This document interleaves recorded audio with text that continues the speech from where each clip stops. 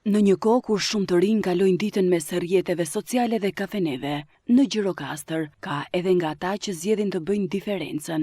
Të rinj që investojnë kohën e tyre për të mësuar si të shpëtojnë jetë dhe si të jenë pranë atyre që kanë nevojë për ndihmë. Gentiana Kërmaj është studente vitit të parë në degën pedagogjike dhe prej një viti ajo është bërë pjesë e Kryqit të Kuq. Gjatë kësaj kohe, Gentiana ka fituar njohuri të reja dhe ka dhënë ndihmën e saj në situata të ndryshme të përditshme. Më pëlqen të ndihmoj të tjerët edhe të gjenden pranë në momente të vështira. Përveç kësaj, edhe unë vetë si person të gjejsohem edhe bëhem më e dobishme për komunitetin në lidhje me situata të ndryshme. Unë personalisht kam marrë pjesë edhe në ndihmën e parë të avancuar, di se si të reagoj kur një person është në gjendje urgjente.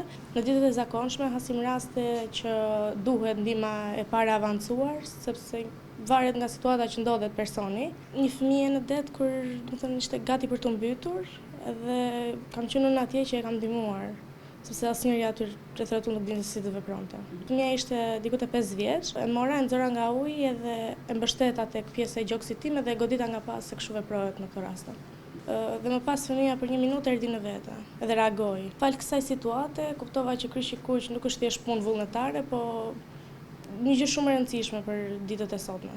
Gjithashtu, edhe Amantia Hoxha, fal njohurive të fituara gjatë një viti si vullnetare, tregon se ka arritur të shpëtojë jetën e një personi, si pasojë që pësoi arrest kardiak.